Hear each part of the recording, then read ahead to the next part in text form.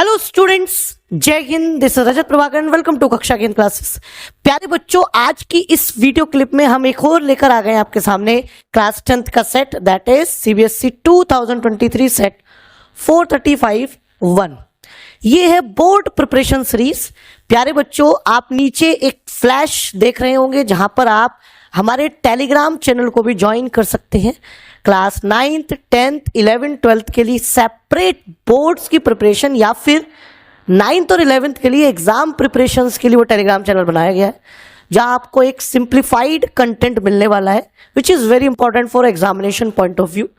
साथ ही साथ आपको बहुत सारी ऐसी यूनिक चीज़ें मिलने वाली हैं जहां पर आपको कहीं ना कहीं प्रॉब्लम रहती है कि भाई स्पेसिफिक कंटेंट कहाँ मिले। स्पेसिफिक कंटेंट के लिए आप लोग इधर बुक्स देखते हैं, इधर आप मॉडल पेपर लेके आते हैं। अब उनको लाने की नीड नहीं है, आप सिंपली कनेक्ट कर सकते हैं कक्षा केंद्र के इन टेलीग्राम चैनल को। क्लास 9, 10th, 11th, 12th के लिए सिंपली आपको विदाउट स्पेस @कक्षा केंद्र लिखना है, KAKSHA, और जिस भी क्लास में आप उस क्लास को आप नंबर्स में पुट कर देंगे। 9th में तो 9 लिख देंगे, 10th में तो 10, 11 और 12 सिंपली, और आप टेलीग्राम को चैनल को ज्वाइन कर सकते हैं और बी कनेक्टेड। चलिए, अब हम फटाफट जो है देखते हैं आपके सामने जो क्वेश्चंस दिया गया है वो है क्वेश्चन नंबर फर्स्ट। तो पहला क्वेश्चन बोर्ड्स में आया हुआ है, कौन सा है? HCF multiply SCF for the numbers 40 and 30। तो 40 और 30 का जो LCM और SCF का प्रोडक्ट पूछ रहा है। आपने क्लास 7th में एक फॉर्मूला पढ़ा है, SCF multiply LCM is equal to what is this? Product of two numbers, right? तो आप देखिए जरा, इसको तो आपको निकालना है, प्रोडक्ट ऑफ नंबर्स आपके सामने 40 and 30 दिए गए हैं। तो 40 multiply 30 is equal to 1200 and 1200 it C options. अब आप इमेजिन करिए कितने आसान क्वेश्चंस आपको देखने के लिए मिल रहे हैं। तो this was the question number first. I hope you got it very well.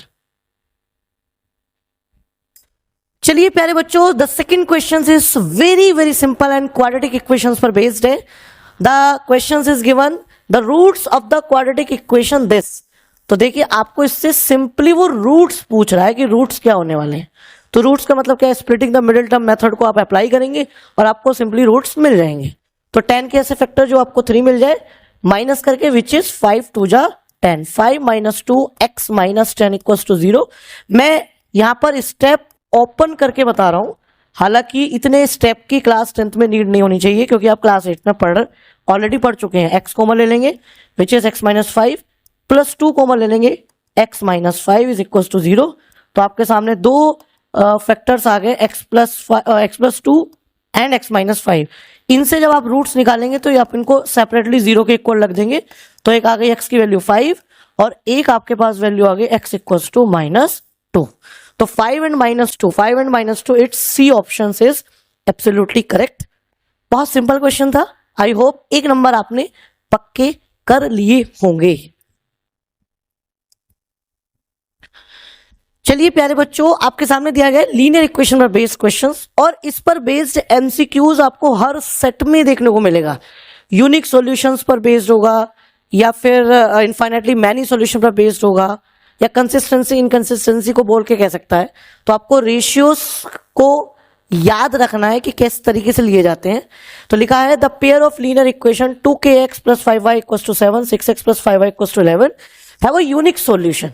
तो यूनिक सॉल्यूशन है तो भैया a1 की वैल्यू कितनी आ गई यहाँ पर 2k, a2 की वैल्यू आ गई यहाँ पर 6 एंड b1 की वैल्यू आ गई 5, b2 की वैल्यू आ गई b5, c1 की वैल्यू आ गई -7, c2 की वैल्यू आ गई -11। और यूनिक सॉल्यूशन की कंडीशन क्या होती है?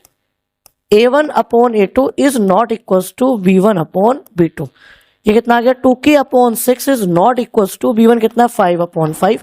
5 से 5 कट गया, 1 आ गया इधर, एंड 2 3 जा 6। तो यहां से आ गया k is not equal to 3। इसका मतलब क्या है? आधे बच्चों को ही पता ही नहीं होता क्या मतलब है। k की वैल्यू 3 को छोड़कर कोई भी वैल्यू पुट कर सकते हो, एनी रियल नंबर।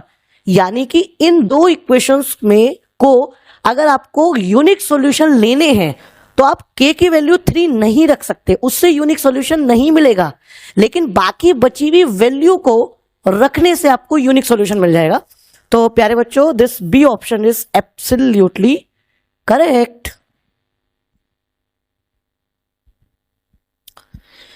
चलिए प्यारे बच्चों, स्टेट्स पर बेस्ड एक क्वेश्चन दिया गया, उसको फटाफट देख लेते हैं। दिया गया है if mean and mode of the frequency distribution are 28 and 16 respectively, then it's median is. तो देखिए आपको मीन कितना दिया गया है 28, मोड कितना दिया गया है 16, तो मीडियन, तो 3 median is equal to mode plus 2 mean. ये एक फॉर्मूला होता है, फॉर्मूला मतलब मीन मीडियन मोड में एक रिलेशन होता है। तो फटाफट वैल्यू पुट कर लेते हैं। मोड दिया गया है हमको इट्स 16 और मीन दिया गया 2 इंटू 28, तो ये आ गया 16 प्लस 56। इसको ऐड कर लेते हैं, 6 और 12, 6 और 1 7, 72 आ गया। तो 3 मीडियन इक्वल्स टू 72, 3 से इसको कट कर देंगे, 3 2 6, 3 4 12, एंड हमारे पास मीडियन आ जाता है बच्चों इट्स 24। तो देखते हैं 24 दिया गया, यस, सी ऑप्शंस आपके सामने दिया गया है। तो याद रखिएगा स्टेट्स पर based most of the set में रिलेशन पर बेस्ड क्वेश्चंस आराम से मिल जाता है। तो इस रिलेशन में बच्चे कंफ्यूज हो जाते हैं, स्टिल मैं भी कंफ्यूज हो जाता हूं। तो क्या होता है 3 median equals to mode plus 2 mean होता है। Got it. चलिए प्यारे बच्चों, प्रोबेबिलिटी पर बेस्ड बड़ा ही आसान सा क्वेश्चन दिया गया है और आपने बहुत चीटिंग की होगी, समझ में आएगी नहीं? हमने भी चीटिंग की है बेटा, दबा की चीटिंग की है। चीटिंग करना मतलब हमारे मतलब जन्म सिद्ध अधिकार है। क्वेश्चन क्या दिया गया है, a die is rolled once, die को रोल्ड किया जाता है, लूडो खेली होगी ना, उसमें फेंकते थे, तो वहां क्या क्या मिलता है आपको 1 2 3 4 5 and 6। What is the probability of getting an odd prime number? भाई ओड प्राइम नंबर क्यों बोला उसने? क्योंकि इवन प्राइम नंबर 2 होता है, ये हमें नहीं लेना है। ये प्राइम नंबर होता है बट ये इवन होता है। तो एक तो 3 हो गया, एक 5 हो गया, 2 है। तो क्या जानते हैं, ओड प्राइम नंबर की प्रोबेबिलिटी क्या हो जाएगी? फेवरेबल आउटकम कितने कितने आउटकम ऐसे जो फेवर में 2, रिमेनिंग आउटकम कितने 1 2 3 4 5 6, तो 2 1 2 2 3 6, इट्स 1/3। बी ऑप्शंस बहुत ही आसान था और आपके सामने नंबर देकर चला गया। प्यारे बच्चों, बहुत कम सर्कल पर बेस्ड या फिर एरिया रिलेटेड टू सर्कल पर बेस्ड रिलेशन में एक क्वेश्चन दिया गया है, बहुत ही यूनिक क्वेश्चन है। कह रहा है if the area of sector of a circle, क्या कह रहा है, एरिया ऑफ सेक्टर इज मतलब इक्वल्स टू 1/8 ऑफ मतलब multiply area of a circle. अच्छा, ये रिलेशन दिया गया है और आपसे क्या सिंपली पूछ रहा है सेंट्रल एंगल बताओ। सेंट्रल एंगल का मतलब क्या होता है, देखो ये इस तरीके से सेंट्रल एंगल होता है थीटा। तो एक सर्कल, एरिया ऑफ सर्कल पर बेस्ड और एरिया ऑफ सेक्टर पर बेस्ड एक रिलेशन बिल्ड करके दिया गया है और थीटा की वैल्यू पूछ रहा है, सेंट्रल एंगल की वैल्यू पूछ रहा है। एरिया ऑफ सेक्टर क्या होता है, theta upon 360 into pi R square, 1/8 into, और एरिया ऑफ सर्कल कितना होता है pi R square. Pi R square से पाई आर स्क्वायर कट गया, इसको काटो, 8 से 4 से काट लो, कैसे काट लो, 4 2 4 जा 8, अच्छा, तो 18 2 जा 36, 4 से इसको काट लो, 4 4 जा 16, 20 4 5 जा 20, थीटा की वैल्यू सिंपली आ गई 45 डिग्री। ठीक है, बी ऑप्शन आपके सामने क्या हो गया, बिल्कुल करेक्ट। मक्खन के माफिक आपको नंबर देकर चला गया। यूनिक क्वेश्चन था, रिलेशन पे बेस्ड था। कुछ बच्चे कह रहे हैं कि यहाँ पर रेडियस डिफरेंट क्यों नहीं है, क्योंकि बेटा यहाँ पे डिफरेंट रेडियस का जिक्र ही नहीं किया है। तो अपना दिमाग उतना लगाना है जितना हमको लगाने के लिए क्वेश्चंस में गिवन क्लूज हैं, गिवन हिंट्स हैं। ज्यादा उससे ज्यादा दिमाग लगाओगे कुछ नहीं मिलने वाला। अंडरस्टूड। चलिए, कितना आसान सा क्वेश्चन दिया गया है, प्राइम फैक्टराइजेशन पूछ रहा है और वो भी किस नंबर के, 424 के। 424 के, जस्ट इमेजिन, ये 10th क्लास में क्वेश्चंस आना चाहिए। तो ये ऐसे ऐसे क्वेश्चंस ऐसे होते हैं जो बिल्कुल without any wasting time solve कर देने चाहिए।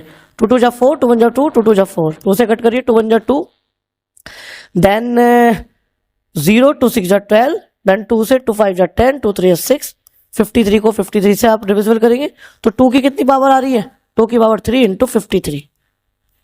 कौन सा ऑप्शन सही हो गया, it's C option is absolutely correct. समझ में आया कितना आसान था। देखो प्यारे बच्चों, बहुत ही यूनिक क्वेश्चन है चैप्टर नंबर 1 पर बेस्ड। चैप्टर नंबर 1 पर बेस्ड ऐसा क्वेश्चन कहीं नहीं देखने को मिला। कह रहा है if x is a whole number then 8 की power x and with an even digit except for which value of x।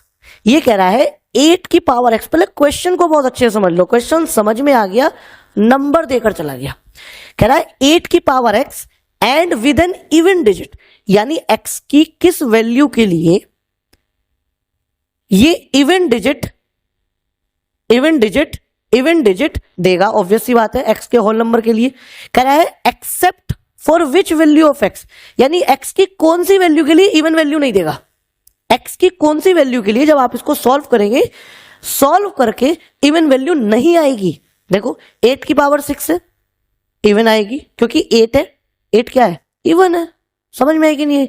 Power 6 जब आप 8 की 8 से मल्टीप्लाई बार बार करेंगे तो आपको बार बार इवन ही मिलना है भाई, तो इसमें भी आपको इवन मिलना है, इस पर भी इवन मिलना है, इस पर भी इवन मिलना है, क्योंकि 8 की पावर 2 64 होता है, 8 की पावर 4 इसी तरीके से आपको इवन नंबर देगा। लेकिन जब आप 0 पुट करेंगे ना 8 की पावर 0, तो ये किसी भी नंबर की पावर अगर 0 होती है तो उसकी वैल्यू होती है 1, तो ये 1 आ गई, और 1 इवन नहीं होता है, तो इसलिए x इक्वल्स टू 0 पर छोड़ दो, बाकी सब वैल्यू पर ये इवन वैल्यू देगा। तो इसका आंसर हो गया है ये डी ऑप्शन, यानी कि 8 की पावर 0 इवन वैल्यू नहीं देगा, बाकी सब वैल्यू पर, x की सारी वैल्यू पर इवन वैल्यू आपको मिलने वाली है। I got it? I hope आपको समझ में आया होगा। चलिए प्यारे बच्चों, हाइट एंड डिस्टेंस पर बेस्ड ये भी बड़ा सिंपल सा क्वेश्चन दिया गया है। देखिए क्या दिया गया है, ये कह रहा है कि a tree cast a shadow 7 metre long on the ground.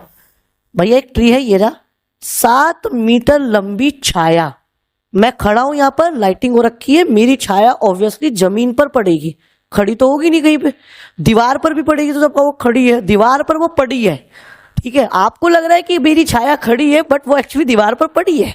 तो कहने का मतलब ये कि आपकी जो शेडो बनती है वो हमेशा क्या बनती है, स्ट्रेट बनती है ऑन द ग्राउंड। तो 7 मीटर की शेडो बन रही है, ट्री की हमें हाइट निकालनी है, और एंगल ऑफ एलिवेशन कितना है, एंगल ऑफ एलिवेशन का मतलब जानते हैं, कितने डिग्री का एंगल बना रहा है वो किसी भी पॉइंट पर on the ground, that is 45 degree. तो आप इसमें क्या लगाएंगे, ये थीटा हो गया, ये 90 हो गया, तो आपको पता है 90 के अपोजिट क्या होती है, हाइपोटेनस, थीटा का अपोजिट क्या हो गया, परपेंडिकुलर, और ये हो गया आपका बेस। हाइपोटेनस से मतलब नहीं, पूछा ही नहीं हमसे, तो हम सिंपली क्या लगाएंगे, पंडित भोला प्रसाद हर हर भोले, यानी परपेंडिकुलर अपॉन बेस।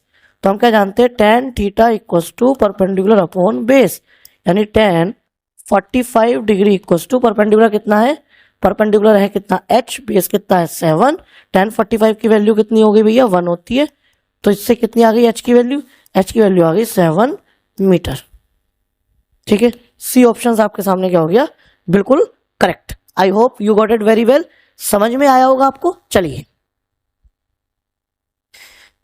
प्यारे बच्चों, ट्रिग्नोमेट्री पर बेस्ड बड़ा ही सिंपल सा क्वेश्चन है, इसको सिंपली आपको साइन कोस में ब्रेक करके सिंपलीफाई कर देना है। देखिए क्वेश्चन दिया गया है 5 upon coat square theta minus 5 upon कोस स्क्वायर थीटा। सबसे पहले आप शांति से 5 ले लो कॉमन, तो कोट स्क्वायर थीटा कितना होता है, कोस square theta upon sine square theta minus 1 upon कोस स्क्वायर थीटा, राइट। तो 5 आ गया, ये रहा, ये आ गया साइन स्क्वायर थीटा अपॉन कोस स्क्वायर थीटा माइनस 1 अपॉन कोस स्क्वायर थीटा, राइट। अब आप सिंपली इसका क्या ले लेंगे, आप ले लेंगे इसका एलसीएम, 5 हमारे पास बाहर है ही, कोस स्क्वायर थीटा आपके सामने आ जाएगा एलसीएम, ये हो जाएगा साइन स्क्वायर थीटा माइनस 1। और हम जानते हैं कि 1 minus sine square theta cos square theta होता है, बट यहाँ लिखा है sine square theta minus 1 which is equal to किसके, माइनस कोस स्क्वायर थीटा के, ठीक है। और नीचे भी कोस स्क्वायर थीटा दिया गया, कोस स्क्वायर थीटा से कोस स्क्वायर थीटा कट गया, -5 आंसर आ गया, और -5 हमारे सामने दिया गया है option number C. Got it. चलिए प्यारे बच्चों, ट्रिग्नोमेट्री पर बेस्ड एक और क्वेश्चन 2023 के सेट में देखने को मिला था, थोड़ा सा हटकर क्वेश्चन है, tan square theta equals to 3। अब वो कह रहा है कि थीटा एक्यूट एंगल है, यानी थीटा की वैल्यू एक्यूट वाली यानी लेस देन 90 डिग्री जो आएगी ना वही पूछी है, और कह रहा है then the value of theta. तो इससे tan थीटा कितना आ गया, प्लस माइनस √3। अब आप एक बात ध्यान रखना, आपके पास यहाँ दो वैल्यू खुल जाती हैं, एक tan थीटा की वैल्यू √3 खुलती है और एक tan थीटा की वैल्यू आपकी खुलती है माइनस √3। आप ध्यान रखो, tan थीटा की वैल्यू जो √3 है वो ऑब्वियसली एक्यूट में होगी, और tan थीटा की वैल्यू जो निगेटिव वैल्यू है वो एक्यूट नहीं होगी। उसका रीजन मैं बता देता हूँ। देखिए यहाँ क्या होता है, ऑल, क्या होता है सिल्वर। सिल्वर मतलब साइन और कोसेक प्लस के, बाकी सब माइनस के। तो इसमें tan माइनस का रहने वाला है, ये 90 डिग्री होता है, ये 180 डिग्री होता है। तो 90 से ग्रेटर देन वैल्यू होगी निगेटिव वैल्यू tan थीटा की। तो अब आपको करना क्या है, आपको पॉजिटिव वाला लेना है। आपको पता है simply tan theta equals to √3 किसकी होती है, tan 60 डिग्री की वैल्यू। तो यानी थीटा की वैल्यू आ गई 60 डिग्री। तो आपको समझ में आया कि ये निगेटिव ऑफ √3 को मुझे इनवैलिड क्यों करना पड़ा, क्योंकि उसने थीटा की एक्यूट एंगल की ही वैल्यू को पूछा था। Got it? तो इसका आंसर हो गया बी ऑप्शन, एब्सोल्युटली करेक्ट। चलिए प्यारे बच्चों, एरिया रिलेटेड टू सर्कल पर बेस्ड बड़ा ही सिंपल सा क्वेश्चन दिया गया है। कह रहा है the length of an arc of a circle with radius R, radius R मतलब विच इज 12 सेंटीमीटर, और सुनो length of an arc of a circle. तो लेंथ ऑफ आर्क आपको दी गई है, लेंथ ऑफ आर्क कितनी, tan पाई, राइट। इसका फॉर्मूला कितना होता है, theta upon 360 into 2 pi R equals to tan pi. अब आप क्या काम करेंगे, बड़ा ही सिंपल सा काम करेंगे, पाई से पाई को कट करेंगे, 2 से 2 5 जा 10 कर देंगे, तो ये आ गया theta upon 360 into R equals to 5। R की वैल्यू 12 सब्स्टिट्यूट कर दो, theta upon 360 into 12 equals to 5, 12 3 36 0 ऐसी। तो कितना आ गया, थीटा इक्वल्स टू कितना 5 into 30 which is equals to 150 degree. Understood? तो ये डी ऑप्शन आ गया 150 degree. I hope you got it very well. Simple सा क्वेश्चन था, लेंथ ऑफ आर की वैल्यू दी थी in the term of pi, formula substitute किया, पाई से पाई एलिमिनेट किया और सिंपली आपने थीटा की वैल्यू को निकाल लिया। Got it? चलिए प्यारे बच्चों, टेंजेंट पर बेस्ड बहुत ही यूनिक तरीके से एक क्वेश्चन लिखा हुआ है। कह रहा है if the angle between the two radius of a circle is 130 degree, दो रेडियस के बीच का एंगल 130 डिग्री दिया गया है। कह रहा है then the angle between the tangent at the end of this radii कितना होगा। देखो क्वेश्चन क्या दिया है, क्वेश्चन दिया गया ये, ऑब्वियसली बात है टेंजेंट बनाओगे आप ऐसे, इस तरीके से आपने टेंजेंट ड्रॉ कर ली।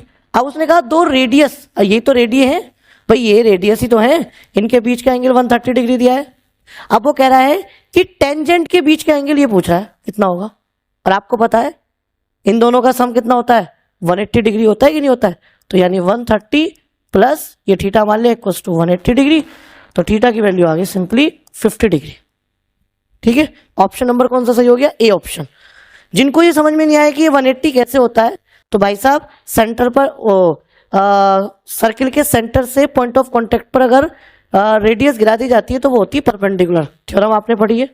तो चाहे तो आप ये एक क्वाड्रिलेटर बन गया, एक एंगल, दूसरा एंगल, तीसरा एंगल, चौथा एंगल, चारों एंगल का सम 360 डिग्री कर लो, बात वही है, क्योंकि ये 90 है, 90 180 है। जब ये 180 है तो ये ऑब्वियस सी बात है इन आमने सामने के एंगल का सम भी 180 होगा, क्योंकि टोटल क्वाड्रिलेटर के एंगल का सम, इंटीरियर एंगल का सम 360 डिग्री होता है। तो आपको मेरी बात समझ में आई।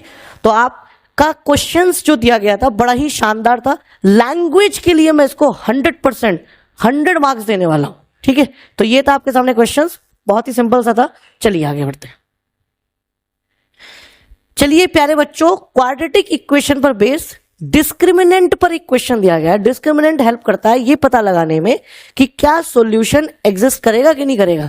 एक गिवन पजल दी गई है, गिवन प्रॉब्लम दी गई है, उसका अगर सॉल्यूशन पॉजिटिव आता है तो उसका मतलब एग्जिस्ट करेगा, वरना नहीं करेगा। तो कुल मिलाकर डिस्क्रिमिनेंट मतलब डी। डी किसके इक्वल होता है, B square minus 4ac, right. तो देखिए बी की वैल्यू कितनी दी गई है, -4 का स्क्वायर, 4 इंटू ए की वैल्यू 1 इंटू 3, तो -4 का स्क्वायर कितना हो गया 16, और 4 3 जा 12, 16 माइनस 12 हो गया कितना बचा 4। ऑब्वियस सी बात है सी ऑप्शन हो गया करेक्ट। डिस्क्रिमिनेंट की वैल्यू कितनी आ गई 4 आ गई। कितना आसान सा क्वेश्चन था। अभी बिना मतलब के नंबर आपको झोली में रख के दे गया डिस्क्रिमिनेंट पर बेस्ड। Got it.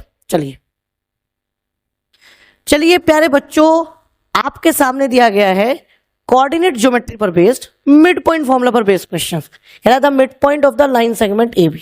एक लाइन सेगमेंट ए और बी दी गई है। ए की वैल्यू है -2,8 एंड बी की वैल्यू है -6,4।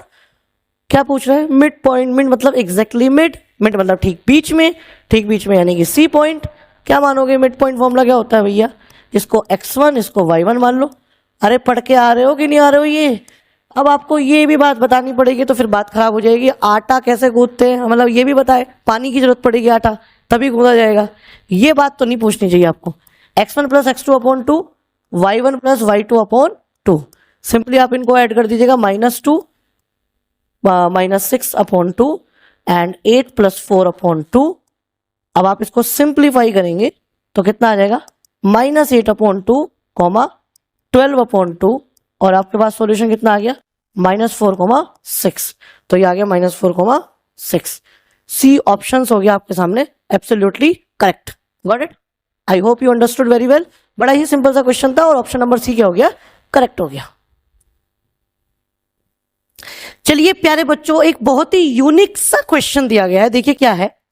AP and AQ are tangent drawn from an external point A to a circle with center O। देखिए AP और AQ एक टेंजेंट है।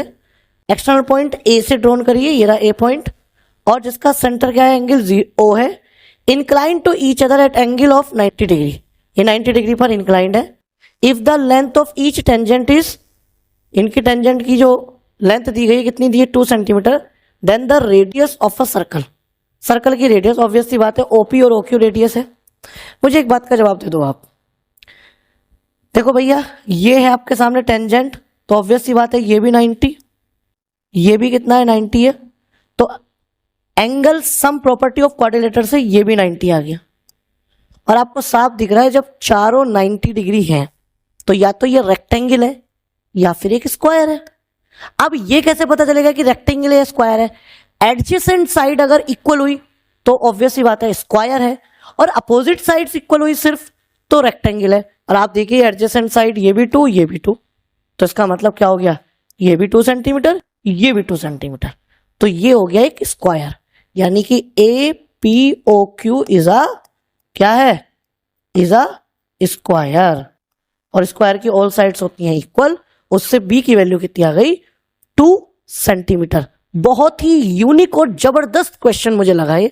बच्चा इलझ जाएगा अगर वो थोड़ा सा भी अगर लैंग्वेज को नहीं समझ पाया तो। चलिए प्यारे बच्चों, ट्राइंगल पर बेस्ड यानी सिमिलैरिटी ऑफ ट्राइंगल पर बेस्ड एक प्रॉब्लम दी गई है, फटाफट देखिए। तो एक ट्राइंगल ABC दिया गया, ये रहा ABC, ये दिया गया DEF। आप ध्यान से सुनिए जरा, ये दोनों दिए गए सिमिलर। A वाला एंगल किसके इक्वल है? D वाले के। ओके। B वाला एंगल किसके इक्वल है? डबल से मैं दिखा रहा हूं, डबल सर्कल से E वाले के इक्वल है। एंड देन C वाला ये ट्रिपल से दिखा दिया मैंने, किसके इक्वल है? F के। आप देखो प्रॉब्लम ही कुछ नहीं बचती, सिर्फ आपको सॉल्यूशन ही सॉल्यूशन मिलता है। एंगल है 55, अगर ये 55 है तो ऑब्वियस सी बात ये भी 55 डिग्री है। एंगल इक्वल होते हैं सिमिलरिटी ऑफ ट्राइंगल्स में। E वाला अगर 45 डिग्री है तो ऑब्वियस सी बात है ये भी 45 डिग्री है। अब वो पूछ क्या रहा था? एंगल C पूछ रहा है। Angle C angle sum property लगा दो। 5 और 5 10, 5 और 5 10 100 हो गया, तो ये कितना बचा भैया? 80 डिग्री। तो ऑप्शन क्या हो गया? A वाला हो गया करेक्ट। कितना आसान क्वेश्चन था। वही इस क्वेश्चन को मैं कॉम्प्लिकेटेड बना सकता था, पर डायग्राम से इतने आसान तरीके से मैंने आपको विजुलाइज करा दिया, विद इन 10 सेकेंड आपको ये क्लियर हो गया होगा। चलिए प्यारे बच्चों, इस सेट का आखिरी क्वेश्चंस डिस्कस कर लेते हैं। कह रहा है इन दी गिवन फिगर, फिगर में क्या दिया गया है? In triangle ABC DE parallel BC। देखो ये दोनों साइड पैरेलल है। AD 2x है, AE x+2 है, राइट। DB 4 सेंटीमीटर है, EC 3 सेंटीमीटर है। Then the value of x, x की वैल्यू पूछ रहा है वो आपसे। तो आप क्या जानते हैं? सिंपली आप यूज कर लेंगे रेशियो, पहला लाइंस की BPT लगा देंगे। तो हम क्या जानते हैं? AD/BD is equal to AE upon CE, directly हमने पुट कर दिए 2x upon 4 is equal to x plus 2 upon 3। तो देखिए 2 2 जा 4, कितना बचा ये बचा x upon 2 equal to x plus 2 equal to 3, cross multiply करा तो 3x equal to 2x plus 4, यहां से x की वैल्यू कितनी निकल कर आ गई 4 सेंटीमीटर। डी ऑप्शन हो गया आपके सामने एब्सोल्युटली करेक्ट। आई होप आपको ये सेट का एक एक क्वेश्चन बहुत अच्छे से विजुलाइज हुआ होगा। ऐसी मजेदार और इन्फॉर्मेटिव वीडियोस के लिए जुड़े रहिए हमारे यूट्यूब चैनल कक्षा केंद्र के साथ, और साथ ही साथ जो ये फ्लैश हो रहा है आपका टेलीग्राम चैनल, इसको जल्द से जल्द ज्वाइन करें और अपने बोर्ड्स की प्रिपरेशन या फिर एग्जाम प्रिपरेशंस को एक बूस्टर डोज दीजिए विद रजत सर। जय हिंद।